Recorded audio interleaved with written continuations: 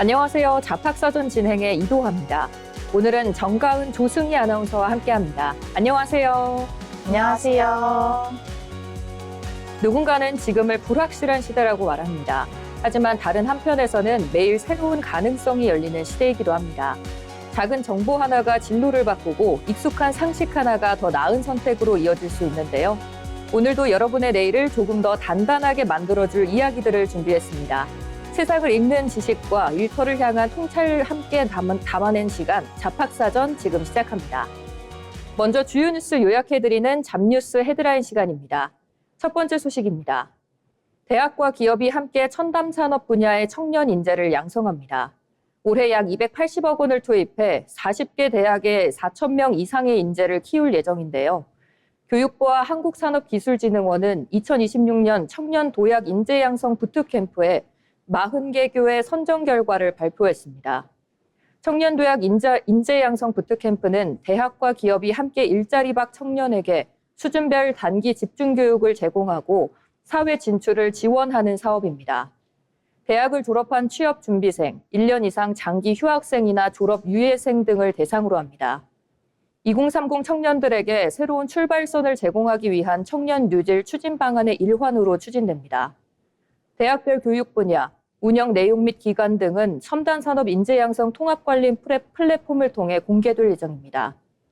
참여를 희망하는 청년은 첨단 산업 인재 양성 플랫폼과 대학별 모집 사이트 등을 통해 교육 프로그램 참여를 신청할 수 있습니다. 다음 소식입니다. 60대 이상 여성 취업이 늘어나며 맞벌이 가구가 역대 가장 많은 615만 가구로 집계됐습니다. 모성보호 정책이 확대되며 미성년 자녀를 둔 맞벌이 가구 비중은 처음으로 60%를 돌파했는데요. 국가데이터처가 발표한 2025년 하반기 지역별 고용조사 맞벌이 가구 및 1인 가구 취업 현황을 보면 지난해 10월 기준 유배우 가구 가운데 맞벌이 가구는 전년 대비 6만 7천 가구 증가한 615만 3천 가구로 집계됐습니다. 전체 유배우 가구 대비 맞벌이 가구 비중도 48.6%로 전년 대비 0.6%포인트 올랐습니다. 데이터처 관계자는 육아휴직급여 인상 등 모성보호 정책을 강화한 효과가 나타난 것으로 보인다고 전했습니다. 마지막 소식입니다. 외국인 직원이 근무하는 기업 10곳 중 6곳은 올해 외국인 채용을 확대할 계획인 것으로 나타났습니다. 국내 인력 채용난과 특정 언어 역량 수요가 외국인 인재 채용 배경으로 꼽혔는데요. 사람인이 운영하는 외국인 채용 서비스 코메이트는 외국인 직원이 근무 중인 기업을 대상으로 외국인 채용 현황을 조사한 결과 응답 기업의 58%가 올해 외국인 채용을 확대할 계획이라고 밝혔습니다. 외국인 채용 이유로는 국내 인력 채용이 어려워서가 40.4%로 가장 많았습니다. 이어 특정 언어 역량이 필요해서 해외 고객과 글로벌 사업 대응을 위해서가 뒤를 이었습니다. 사람인 코메이트 관계자는 국내 일부 산업계의 구인난과 글로벌 확장 수요가 맞물리며 외국인 인재 채용이 확대되고 있다며 외국인 구직자와 구인 기업을 연결하는 서비스를 고도화하겠다고 말했습니다. 지금까지 잡뉴스 헤드라인 전해드렸는데요. 이번에는 실제 직업 현장으로 가보겠습니다. 다양한 직업을 직접 만나보고 그 속에서 일하는 사람들의 이야기를 들어보는 현장 속으로 시간입니다. 정가은 아나운서가 전해드립니다. 도심을 가득 채운 화려한 빌딩 숲속, 그리고 우리가 매일 숨쉬고 살아가는 아파트와 사무실. 언뜻 보기에는 단단하고 고요해 보이는 이 건축물들이 사실은 지구온난화를 부추기는 거대한 탄소 배출원이라는 사실 알고 계십니까? 실제로 전 세계 온실가스 배출량의 약 30% 이상이 우리가 머무는 건물에서 뿜어져 나온다고 합니다. 여름엔 너무 덥고 겨울엔 너무 추운데 왜 전기요금은 매달 폭탄처럼 나오는 걸까?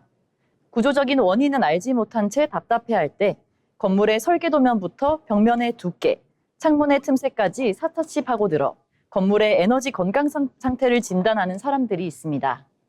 오늘 현장 속으로에서는 지구를 구하는 그린 이노베이터, 건축물 에너지 평가사에 대해 알아보겠습니다. 이들의 본격적인 업무는 건물의 설계 단계에서부터 완공 이후 운영까지 건축물이 소비하는 모든 에너지를 효율적으로 디자인하는 것부터 시작됩니다. 자동차의 연비 등급이 있듯 건물에도 에너지 효율 등급을 매기기 위한 복잡한 수치들을 계산해내는 일인데요. 건물 외벽에 쓰인 단열재의 두께는 적정한지, 창문을 통해 빠져나가는 열 손실은 얼마나 되는지, 태양광이나 지열 같은 신재생 에너지를 얼마나 효과적으로 흡수할 수 있는지를 첨단 시뮬레이션 프로그램을 통해 정밀하게 진단해냅니다. 평가사들은 이 방대한 데이터를 바탕으로 건물의 탄소 배출량을 예측하고 최소한의 에너지로 최고의 쾌적함을 누릴 수 있는 제로에너지 건축물의 청사진을 완성합니다. 도면 위의 숫자 하나가 건물의 수명 동안 배출될 수만 톤의 탄소량을 좌우하는 만큼 이 직업은 건축과 기후 환경을 아우르는 높은 수준의 전문성을 요구합니다. 국내에서는 국토교통부에서 시행하는 국가 전문 자격증인 건축물 에너지 평가사를 취득해야 하는데요. 건축, 기계, 전기, 신재생 에너지까지 4개 분야의 공학적 지식을 완벽하게 마스터해야 하는 까다로운 전문 직종입니다. 하지만 모니터와 분석이 전부는 아닙니다.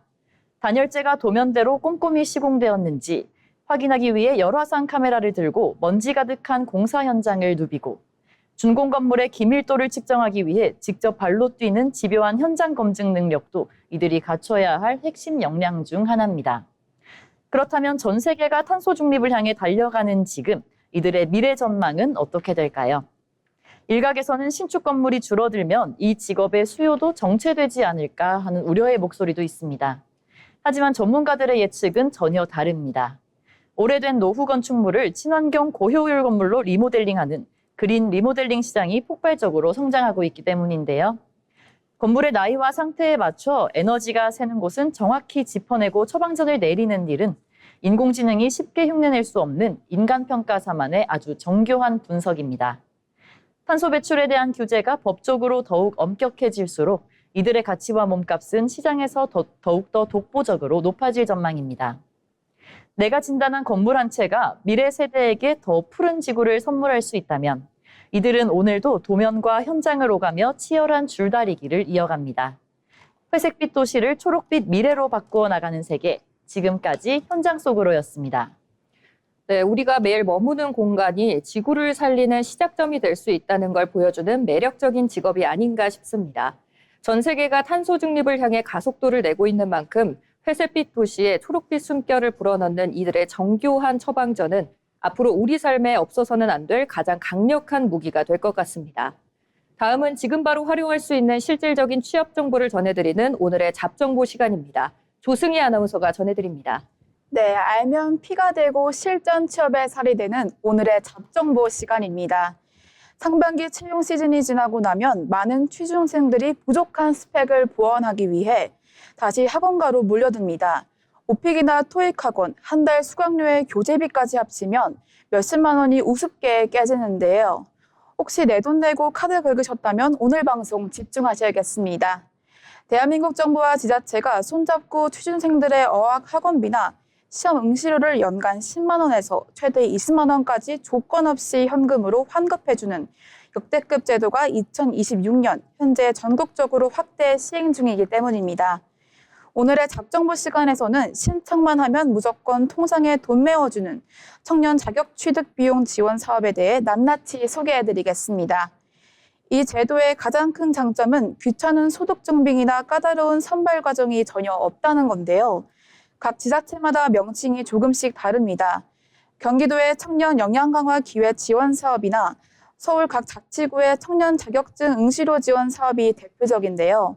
대한민국 19세부터 39세 사이의 미취업 청년이라면 누구나 혜택받을 수 있습니다. 토익이나 토플 같은 어학시험은 물론이고 컴퓨터 활용 능력이나 한국사 등 국가공인 자격증 시험을 본 뒤 영수증과 성적표만 해당 지자체 일조 리포터에 업로드하면 됩니다. 그러면 내가 쓴 비용을 연간 최대 10만 원에서 30만 원까지 현금으로 통장에 그대로 돌려줍니다. 그런데 여기서 진짜 대박인 잡정보가 있습니다. 작년까지만 해도 오직 시험 응시료만 환급해주던 지자체들이 올해 2026년부터는 청년들의 취업 부담을 더 줄여주기 위해 온오프라인 학원 수강료까지 환급 범위를 대폭 확대했습니다. 쉽게 말해 해커스나 YBN 같은 어학원 수강 영수증이나 인터넷 강의 결제 내역을 제출해도 현금으로 돈을 돌려받을 수 있다는 뜻입니다. 지자체별로 올해 예산이 소진되면 선착순으로 마감되는 구조이기 때문에 무조건 상반기나 하반기 초반에 빠르게 영수증을 모아서 신청하는 것이 돈 버는 지름길입니다. 학원비와 시험비를 아꼈다면 이제 매일 나가는 출퇴근 교통비도 아껴야 합니다. 현재 각 지자체와 국토교통부가 시행 중인 K패스나 청년 대중교통비 지원 사업을 연계하면 한 달 교통비의 최대 30%를 마일리지로 환급받을 수 있습니다. 특히 산업단지 내 중소기업에 취업했거나 인턴을 하는 청년들에게는 정부가 매달 5만 원씩 교통비 바우처를 청년 동해카드로 직접 지급하고 있는데요. 이 카드 한 장만 발급받아도 버스나 지하철뿐만 아니라 주유비까지 해결할 수 있으니 내 피 같은 돈으로 교통비 다 내고 다니셨던 분들, 지금 당장 포털창에 청년 교통비 지원을 검색해 보셔도 좋겠습니다. 취업 준비도 결국 재테크입니다. 적응력이 빠른 친구들은 학원비와 시간비, 그리고 매일 타고 다니는 버스비까지 전부 나라 지원금으로 해결하면서 부모님 손 안 벌리고 똑똑하게 스펙을 완성하고 있습니다. 오늘 소개해드린 자격비 비용 환급 제도와 교통비 마일리지 혜택 절대 놓치지 마시고 당장 이번 주 지출 영수증부터 챙겨보시기 바랍니다. 지금까지 오늘의 잡정보였습니다. 취업 준비 기간이 길어질수록 통장 잔고를 보며 마음 졸이는 청년들이 참 많습니다. 하지만 이제는 이런 똑똑한 지원 제도들을 디딤돌 삼아서 비용 부담은 덜고 오직 여러분의 꿈에만 집중할 수 있는 기회로 만드셨으면 좋겠습니다. 다음으로 세상에는 우리가 아직 잘 알지 못하는 다양한 직업들이 존재하는데요. 새롭게 떠오르는 직업과 앞으로 주목해야 할 미래 직종을 살펴보는 시간, 직업의 세계 유상화 아나운서가 전해드립니다. 우리가 일상에서 쓰는 전자기기를 한번 생각해 볼까요? 휴대폰부터 태블릿 PC, 그리고 노트북까지 한 사람이 기본적으로 쓰는 전자기기가 두세 개쯤은 기본으로 되는 시대입니다. 하루가 다르게 새로운 기기들이 쏟아져 나오면서 교체 주기 또한 빨라지고 있는데요. 전자기기는 잘 쓰는 것만큼이나 어떻게 잘 버리느냐가 더 중요한 시대가 됐습니다. 이러한 과정을 도와주는 사람, 오늘 직업의 세계에서는 데이터 소거 전문가에 대해서 함께 알아보겠습니다. 우리가 무심코 사용하는 휴대폰 안에는 수많은 사진부터 금융정보, 그리고 모바일 신분증까지 민감한 개인정보들이 고스란히 휴대폰 안에 담겨 있습니다. 요즘에는 쓰던 기기를 중고로 거래하는 경우가 무척이나 많아졌죠. 이 경우에 개인정보들을 잘 지우고 넘겨줘야 하는데요. 일반적인 초기화로는 저장 공간의 주소만 지울 뿐 데이터의 알맹이는 그대로 남아있는 경우가 많습니다. 데이터 소거 전문가는 컴퓨터나 스마트폰 또는 대형 서버 하드웨어 디스크에 남아있는 모든 흔적을 기술적으로 지워주는 역할을 담당합니다. 기존 데이터 위에 무작위 값을 여러 번 덮어 쓰는 특수 소프트웨어를 사용하거나 강력한 자기장을 활용해 저장 매체를 무력화하는 기술 등을 활용해서 복구율을 0%로 만듭니다. 작업이 끝난 후에는 법적 효력이 있는 소거 인증서를 발급해 검증까지 완료하게 됩니다. 그럼 여기서 흔히 온라인상의 흔적을 지워주는 디지털 장례식과 비슷한 거 아닌가라는 생각을 하실 수도 있는데요. 일반적으로 디지털 장례식이 인터넷 포털이나 SNS에 업로드된 게시물래 또는 계정 등을 소프트웨어적인 기록을 지우는 것이라면 데이터 소거 전문가는 하드디스크나 메모리칩 같은 물리적인 기기 장치 내부에 있는 데이터를 완벽하게 제거한다는 점에서 명확한 차이가 있습니다. 그러면 이 직업을 갖기 위해서는 어떤 역량이 필요할까요? 기본적으로는 컴퓨터 공학적인 지식이나 정보 보안과 관련 전문 지식이 필요합니다. 또한 국가공인 자격증인 정보보안기사나 국제인증 보안 자격증을 보유하면 업무에 큰 도움이 될 수 있습니다. 더불어서 철저함과 꼼꼼함도 직업적인 윤리의식으로도 함께 요구가 되고 있습니다. 앞으로의 비전은 매우 밝은 편입니다. 대부분의 기업들이 환경 보호를 위해서 전자기기를 폐기하는 대신 재활용하는 방안으로 이 전자기기를 대체하는 방법들이 추세가 강해졌고 개인정보보호법 또한 점차 강화가 되고 있기 때문입니다. 기업뿐만 아니라 개인적인 측면에서도 이런 데이터 소거 시장에 대한 수요도 계속해서 커지고 있는 흐름입니다. 이제는 실물 신분증 대신 모바일 신분증으로 본인을 인증하고 실물 카드 대신 전자기기로 결제를 하는 시대가 점점 보편화되고 있습니다. 그래서 데이터를 생성하고 활용하는 능력을 넘어서 데이터를 안전하고 현명하게 소멸시키는 과정이 보안의 핵심이 되고 있습니다. 오늘 소개해드린 데이터 소거 전문가에 대해서도 함께 관심 가져보시면 좋겠습니다. 지금까지 직업의 세계였습니다. 이제는 무언가를 잘 기록하고 남기는 것보다 흔적 없이 안전하게 지우는 것이 진짜 보안의 시작이 된 시대 같습니다. 디지털 세상이 넓어질수록 눈에 보이지 않는 데이터의 마지막을 책임지는 이들의 손길은 우리의 소중한 자산과 일상을 지키는 가장 필수적인 방어선이 될 것 같습니다. 이번 시간은 변화하는 사회 속에서 우리의 일하는 방식을 다시 들여다보는 잡토크 시간입니다. 요즘의 취업 준비생들은 이제 이런 말이 나온다고 합니다. 이력서 제출하기 전에 먼저 내 이름부터 검색해본다. 여러분은 혹시 본인 이름을 검색해 보신 적 있으실까요? 네, 저는 종종 해보는데요. 근데 저는 동명이인이 더 많이 나오더라고요. 그래도 괜히 혹시 예전 글이 남아있진 않을까 이런 생각에 한 번쯤 확인하게 되는 것 같습니다. 네, 저도 그렇습니다. 예전에는 증명사진이나 자기소개서만 수정했다면 요즘은 SNS 프로필이나 온라인 활동도 한 번쯤 점검하는 사람들이 많다고 하더라고요. 네, 생각해보면 정말 신기합니다. 예전에는 첫인상이 면접장에서 결정이 됐다면 이제는 검색창에서 먼저 결정될 수 있다는 거잖아요. 실제로 기업들도 공개된 온라인 정보를 참고하는 경우가 있다고 합니다. 물론 그것만으로 사람을 평가하는 건 아니지만 지원자가 어떤 분야에 관심을 가지고 또 어떤 활동을 해왔는지 참고 자료 정도는 될 수 있다는 거죠. 사실 우리도 비슷한 것 같아요. 우리 식당 가기 전에 리뷰 챙겨보잖아요. 여행을 가기 전에는 후기를 검색해보기도 합니다. 무언가를 선택하기 전에 정보를 먼저 찾아보는 게 꽤나 자연스러운 일상이 됐습니다. 그러고 보면 사람도 하나의 검색의 대상이 된 것 같은 시대 같은데요. 이제 그래서 요즘 많이 나오는 말이 바로 퍼스널 브랜딩입니다. 기업만 브랜드를 만드는 게 아니라 개인도 자신만의 이미지를 만들어 간다는 의미이기도 합니다. 그런데 퍼스널 브랜딩 하면 괜히 거창하게 느껴지기도 하는데요. 전문가들은 꾸준함이 더 중요하다고 이야기합니다. 예를 들어 독서를 좋아하는 사람이 꾸준히 서평을 쓰고 운동을 좋아하는 사람이 기록을 남기는 것도 자신만의 브랜드가 될 수 있다는 거죠. 네, 결국 나는 이런 사람입니다라고 말을 하는 것보다 그동안 쌓아온 기록이 대신 말을 해주는 시대인 것 같습니다. 네, 실제로 취미가 기회가 된 경우도 많다고 하는데요. 사진을 취미로 올리다가 촬영 제안을 받거나 블로그에 꾸준히 글을 쓰다가 책을 출판하거나 강연으로 이어진 경우도 있다고요. 네, 맞습니다. 요리 영상을 올리다가 식품회사에 협업을 하거나 직접 만든 작품을 SNS에 올리다가 창업으로 연결된 사례도 있습니다. 예전에는 취미와 일이 분리되어 있었다면 이제는 둘의 경계가 점점 흐려지는 것 같습니다. 네, 결국 온라인 공간이 이제 취미를 하거나 아니면 쉬는 공간이 아니라 나의 가능성을 보여주는 곳이 되는 것 같습니다. 네, 하지만 좋은 점만 있는 건 아니겠죠. 인터넷에는 디지털 발자국이라는 말도 있듯이 한 번 남긴 흔적은 생각보다 오래 남을 수 있습니다. 맞습니다. 순간의 감정이나 판단으로 올린 글이 몇 년 후에도 검색될 수 있고요. 정확한 맥락 없이 오해를 불러일으키는 글들도 많잖아요. 그래서 인터넷은 잊지 않는다라는 말도 있는 것 같습니다. 온라인에서도 현실처럼 책임감 있는 행동이 더 필요하다는 거겠죠. 네, 근데 한편으로는 이런 생각도 듭니다. 너무 온라인 이미지에 이제 의식을 하다 보면 오히려 자유롭게 말하는, 자유롭게 표현하는 것에 어려워지는 게 아닐까요? 네, 저도 그 부분 공감합니다. 그래서 전문가들도 완벽하게 꾸미기보다는 진정성을 강조하는데요.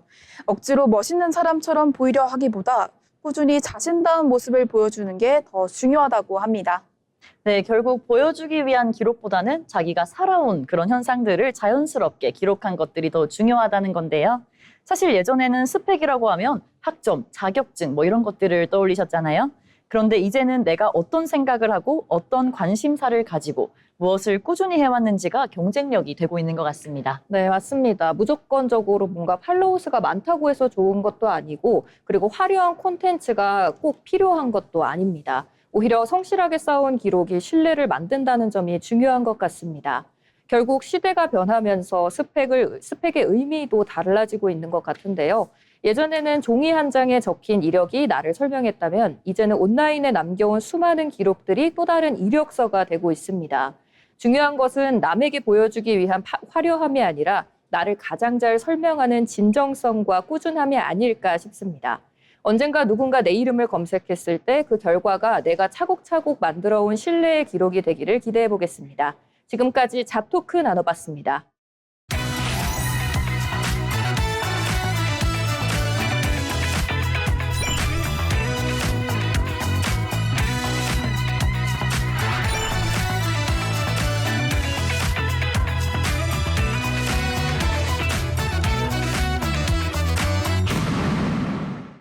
이렇게 빠르게 사회가 변화하고 있지만 그 와중에도 묵묵히 자신의 길을 걸어가는 사람들이 있습니다.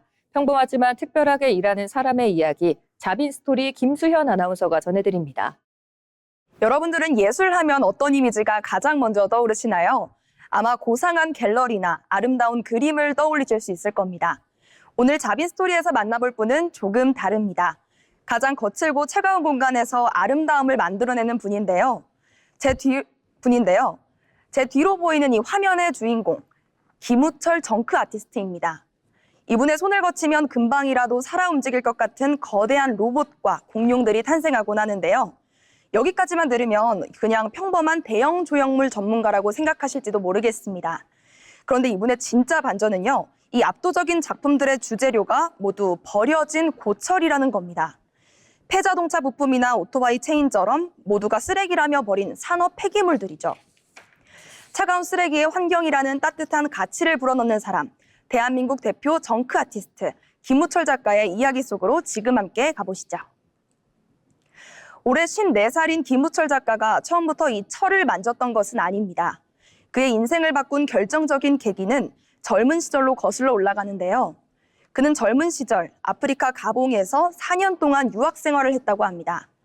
그때 흙과 벽돌을 하나하나 쌓아 올리며 직접 집을 짓던 현지인들의 원시 문화와 모습에서 아주 깊은 예술적 영감을 받았다고 합니다.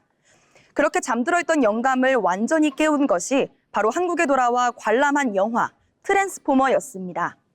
자동차가 거대한 로봇으로 변신해 역동적으로 움직이는 모습을 보면서 그는 엄청난 전율을 느꼈고 어떻게 이 전율을 나만의 예술로 승화할 수 있을까 끊임없이 고민했다고 합니다.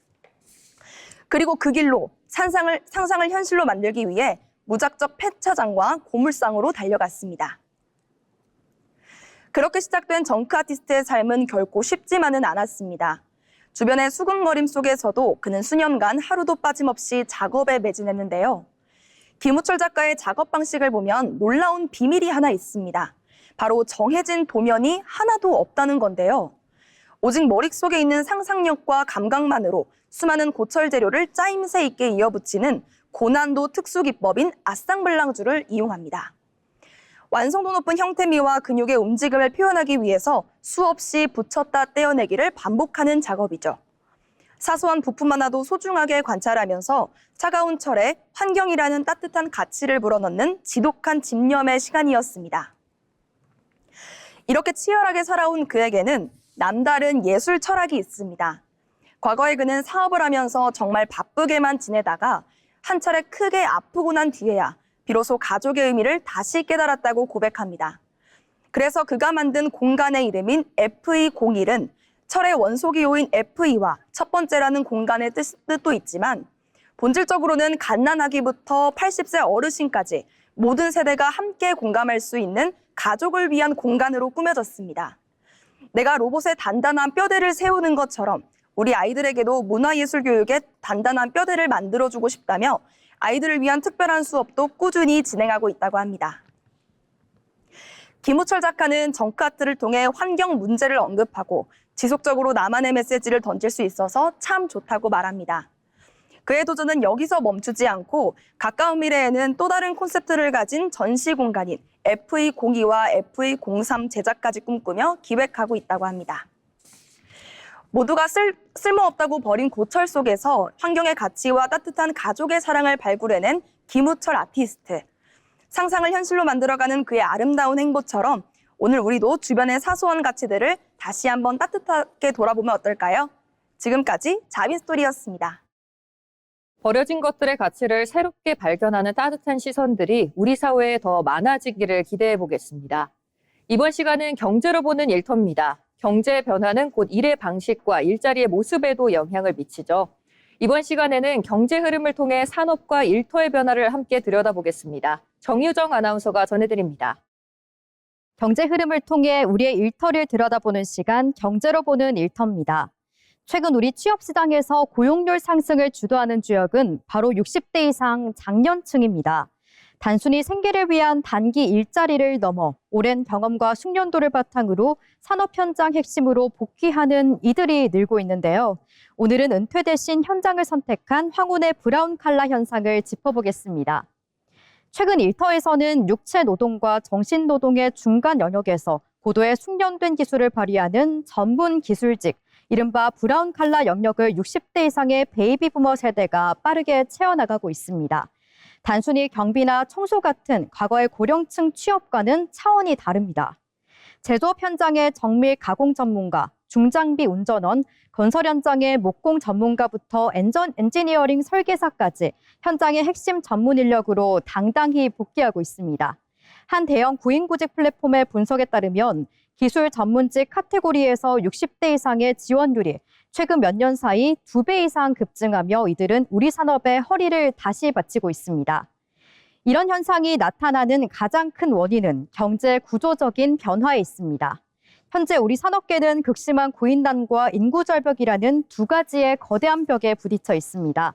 특히 제조업과 건설업, 조선업 등 숙련도가 생명인 현장에서는 청년 인구의 유입이 줄어들면서 축적된 기술이 통째로 끊길 위기에 처해 있는데요. 기술의 대가 끊기는 것을 막기 위해 기업들이 찾아낸 돌파구가 바로 은퇴한 베이비부머 세대의 축적된 경험과 기술이었습니다.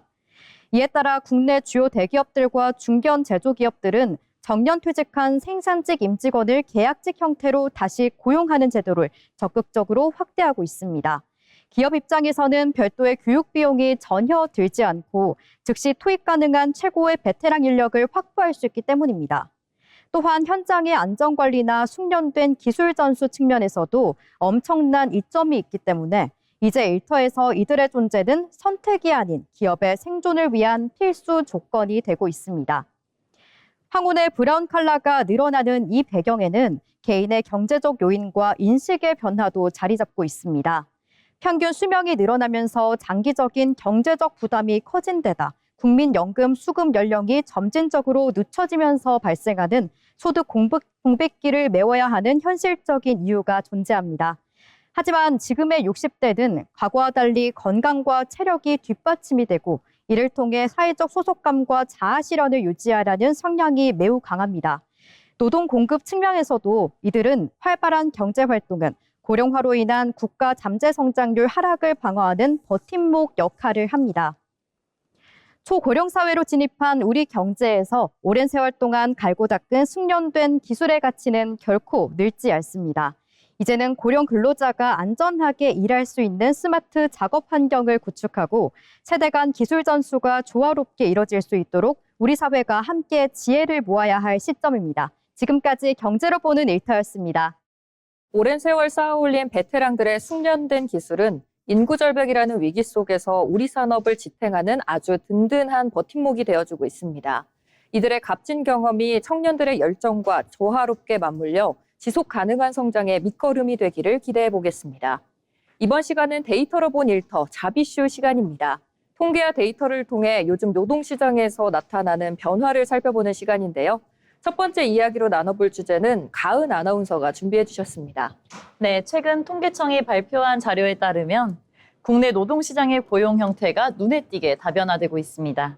특히 소속된 직장 없이 프로젝트 단위로 일하는 프리랜서나 플랫폼 노동자, 이른바 기그워커의 규모가 국내에서만 이미 400만 명을 넘어선 것으로 추정되고 있는데요.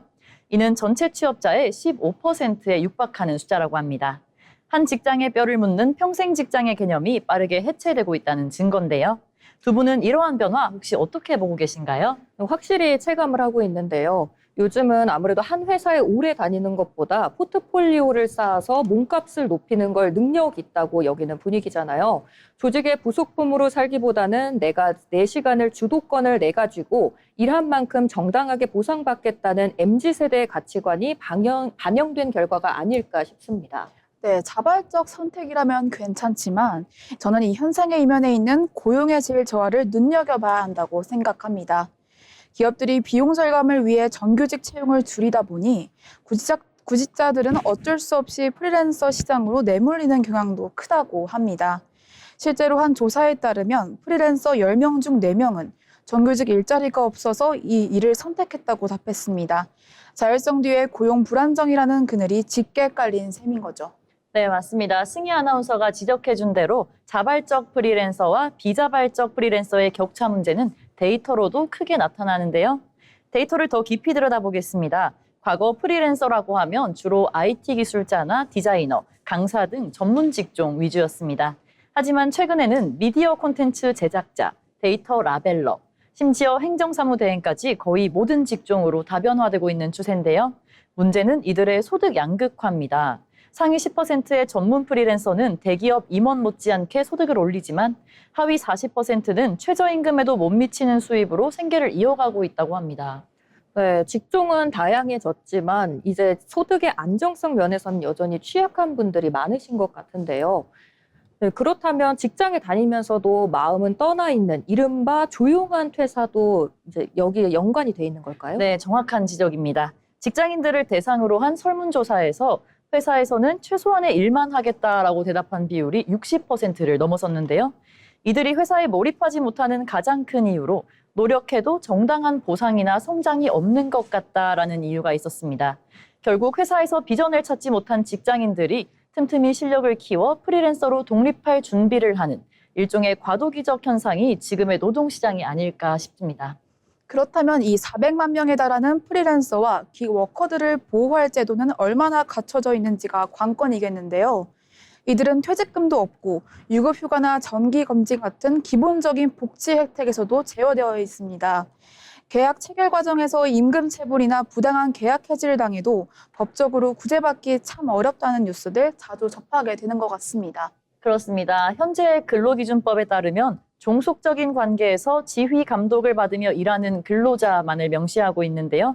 다행히 최근 전국민 고용보험 로드맵을 통해 프리랜서와 플랫폼 노동자들에게도 고용보험과 산재보험 적용을 점진적으로 확대하고 있습니다. 하지만 여전히 표준계약서 의무화나 세제 혜택 등 실질적인 권리보호 측면에서는 가야 할 길이 멀다는 게 전문가들의 공통된 의견입니다.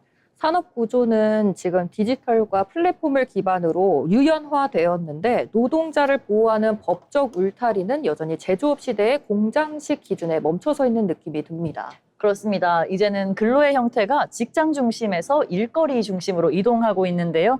이것은 거스를 수 없는 거대한 흐름입니다.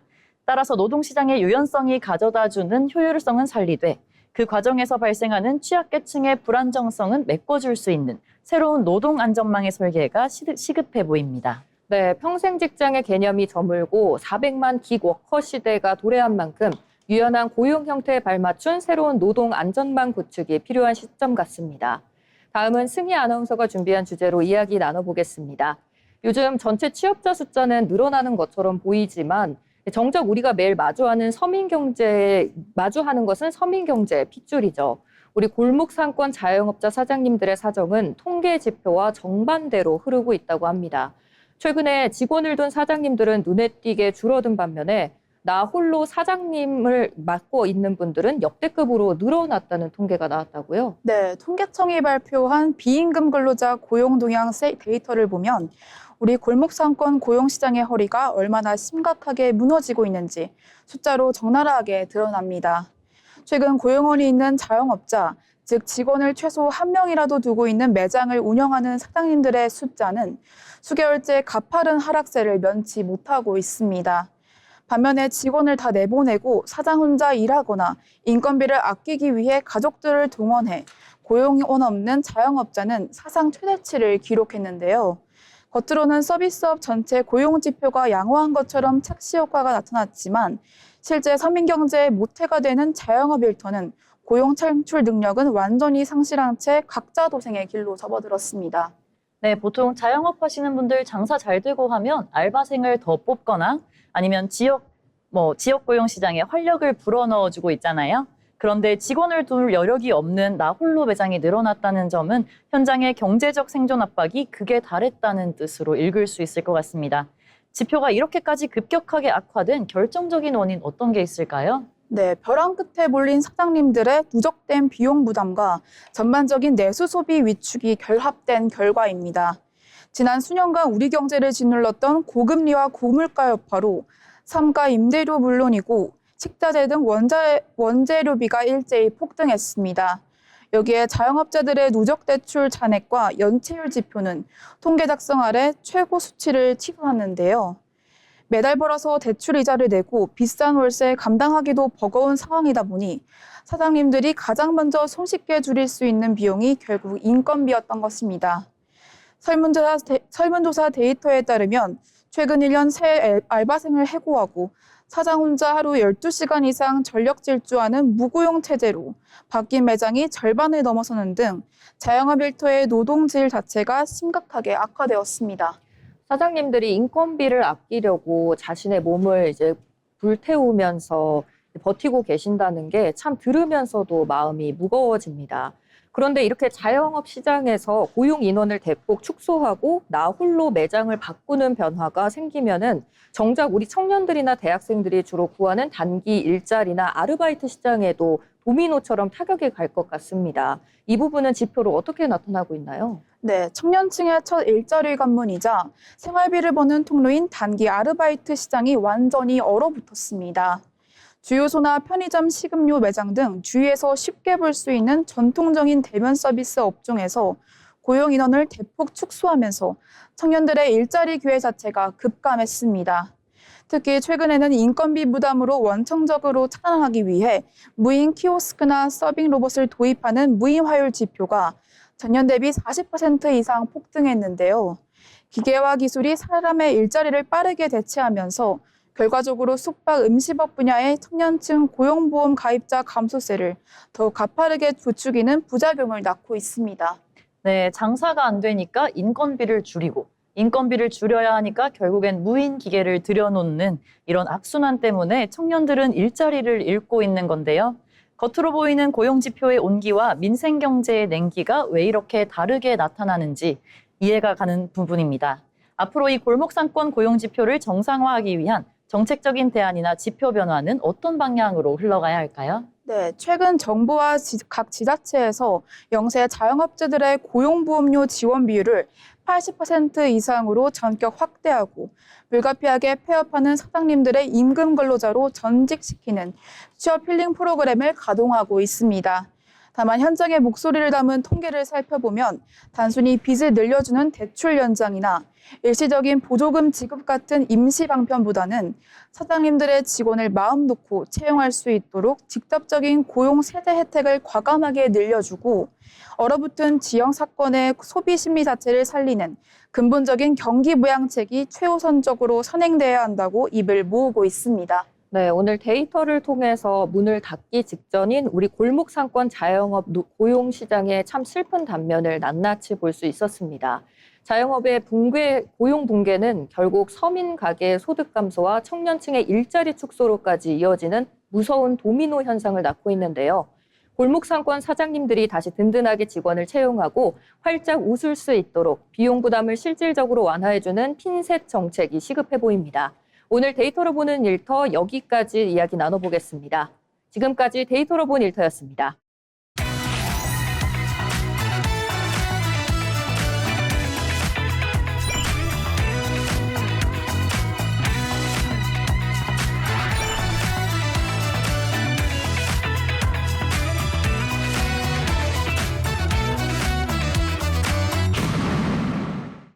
취업을 준비할 때 중요한 것 중 하나는 바로 기업을 제대로 이해하는 것입니다. 기업의 특징과 산업 트렌드를 살펴보는 시간, 기업사전, 기업을 알고 잡자. 진호정 아나운서가 준비했습니다. 기업을 쉽고 재미있게 알아보는 시간, 기업사전입니다. 맥주를 만들고 남은 찌꺼기, 보통은 버려지거나 사료로 사용된다고 생각하기 쉬운데요. 그런데 이 부산물이 새로운 식품 원료가 되고 하나의 산업으로 성장하고 있습니다. 오늘 소개해드릴 기업은 버려지는 식품 부산물에서 새로운 가치를 찾고 있는 기업, 리하베스트입니다. 이 리하베스트는 2019년 설립된 푸드 업사이클링 전문 기업입니다. 리하베스트라는 기업명에서 알 수 있듯이 식품 제조 공정에서 발생하는 곡물 부산물을 재활용해서 친환경 식품과 원료를 생산하고 있습니다. 맥주박이나 식혜를 만들고 남은 보리 부산물이 대표적입니다. 이 리하베스트의 경쟁력은 자체 가공 기술에 있습니다. 이 맥주박은 수분 함량이 높아 쉽게 부패하기 때문에 식품 원료로 활용하기 쉽지 않은데요. 이 리하베스트는 이를 건조하고 가공하는 기술을 개발해 리너지 가루라는 고식이섬유 고단백 원료로 재탄생시키는 데 성공했습니다. 이렇게 만들어진 원료는 빵과 쿠키, 그래놀라 등 다양한 식품 제조에 활용되고 있습니다. 이 사업 구조도 단순한 식품 판매와는 다릅니다. 리하베스트는 직접 제품을 판매하는 것은 물론 식품 기업에 원료를 공급하는 B2B 사업도 함께 운영하고 있는데요. 최근에는 CJ제일제당과 같은 식품 제조 기업들이 ESG 경영과 자원 순환에 관심을 가지면서 업사이클링 원료 수요도 늘어나고 있습니다. 즉, 폐기물이었던 자원이 새로운 원료 시장을 만드는 셈입니다. 리하베스트는 사업 영역도 넓혀가고 있습니다. 맥주박에만 머무르지 않고 식혜 제조 과정에서 발생하는 부산물이나 밀기울, 홍삼박 같은 다양한 식품 부산물 활용 연구도 진행하고 있는데요. 최근에는 국내를 넘어 해외 시장 진출에도 나서며 푸드 업사이클링 기술의 사업화 범위를 확대하고 있습니다. 리하베스트가 주목받는 이유는 기업 자체보다 산업의 성장 가능성 때문입니다. 전 세계적으로 식품 폐기물 문제는 점점 심각해지고 있는데요. 유엔에 따르면 생산된 식품의 상당량이 소비되지 못하고 버려지고 있으며 이 과정에서 환경 문제도 함께 발생하고 있습니다. 이에 따라 버려지는 자원을 다시 활용하는 순환경제 산업이 새로운 성장 분야로 떠오르고 있습니다. 이처럼 리하베스트는 폐기물로 여겨졌던 식품 부산물을 새로운 자원으로 바꾸며 순환경제 산업의 가능성을 보여주고 있는데요. 과거에는 비용이 들던 폐기물이 이제는 새로운 수익원이 되고 있습니다. 업계에서는 앞으로 푸드 업사이클링 산업이 환경과 식량 문제를 동시에 해결할 수 있는 미래 산업으로 성장할 수 있을지 주목하고 있습니다. 지금까지 기업사전이었습니다. 한때는 비용을 들여 처리해야 했던 폐기물이 이제는 새로운 원료이자 수익원이 되고 있습니다. 환경과 산업이 함께 성장하는 새로운 비즈니스 모델, 앞으로 얼마나 더 확산될지 주목해 봐야겠습니다.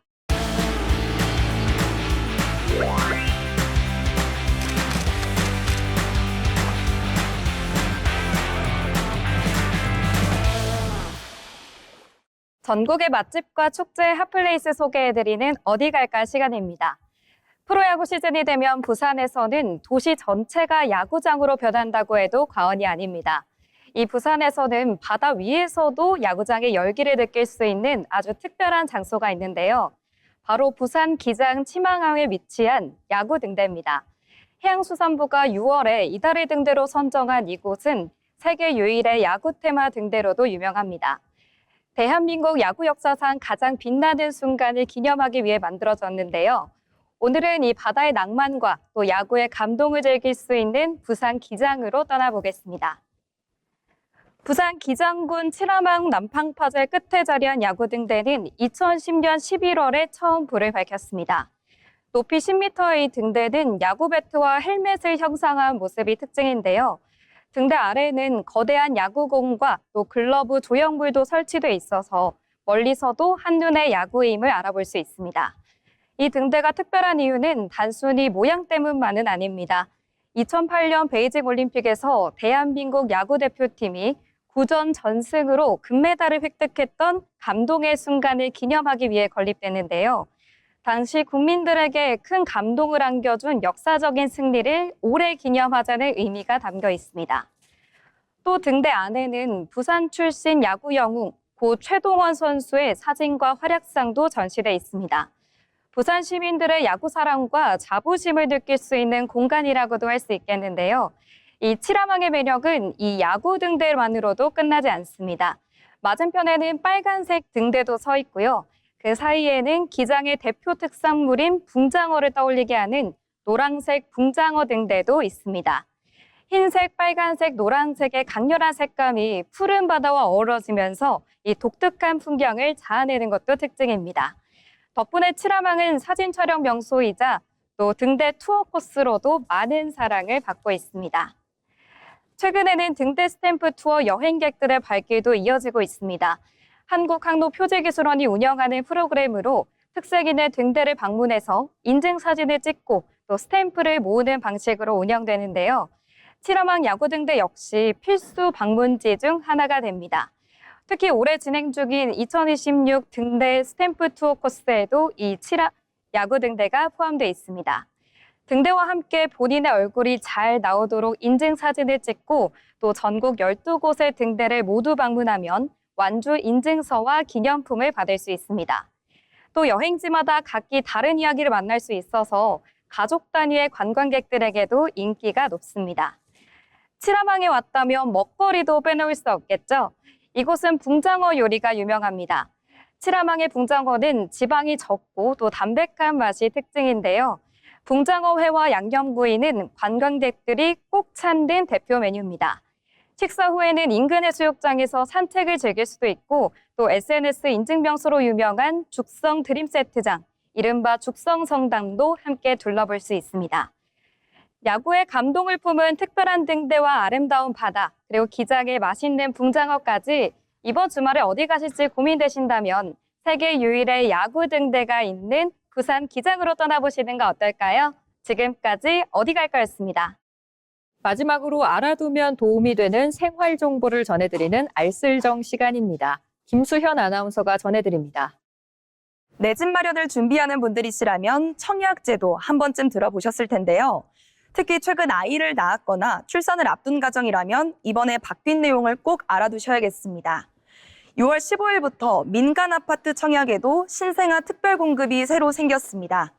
여기서 말하는 민간 아파트는 민간 건설사가 분양하는 아파트를 뜻합니다. 그동안 공공주택에는 신생아 특별 공급이 따로 있었지만 민간 아파트는 조금 달랐습니다. 신혼부부 특별 공급이나 생애 최초 특별 공급 안에서 신생아 가구의 일부 물량을 먼저 배정하는 방식이었는데요. 이번에는 민간 아파트에도 신생아 특별 공급이 별도 항목으로 생기면서 출산 가구가 청약 기회를 확인할 수 있는 폭이 넓어졌습니다. 그럼 누가 신청할 수 있을까요? 핵심 기준은 만 2세 미만 자녀입니다. 만 2세 미만 자녀가 있는 무주택 가구라면 신청 가능 여부를 확인해 볼 수 있습니다.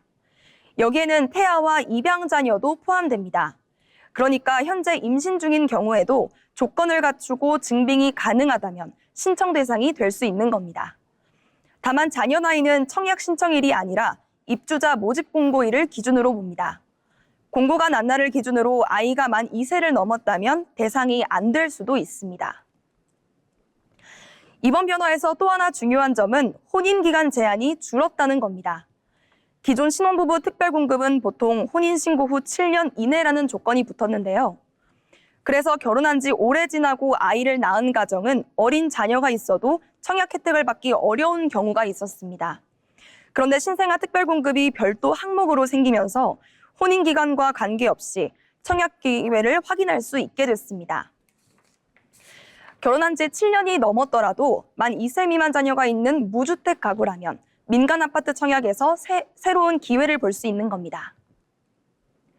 공급 비율은 민영주택 물량의 10%입니다. 다만 전체 청약 물량이 새로 10% 늘어난다는 뜻은 아니고요. 기존 특별공급 안에 있던 신생아 우선 물량을 별도 항목으로 정리한 성격이 크다고 보시면 좋겠습니다. 실제 신청 전에는 모집 공고문을 꼭 확인하셔야겠습니다. 아이 나이 기준일과 무주택 여부, 소득과 자산 기준, 청약 통장 기준이 단지마다 달라질 수 있기 때문입니다. 최근 출산했거나 출산을 앞둔 가정이라면 관심 지역의 분양 일정부터 미리 살펴보시기 바랍니다. 지금까지 알아두면 쓸데있는 정보 알쓸정이었습니다. 어느덧 방송 마칠 시간이 다가왔는데요. 빠르게 변하는 시대일수록 내일을 준비하는 힘은 거창한 계획보다 오늘 하나 더 배우고 한 걸음 더 나아가는 데서 시작되는 것 같습니다. 이번 주에 전해드린 이야기들이 여러분의 새로운 기회로 이어지기를 바라겠습니다. 다음 주에도 유익한 이야기로 다시 찾아뵙겠습니다. 시청해주신 여러분 고맙습니다.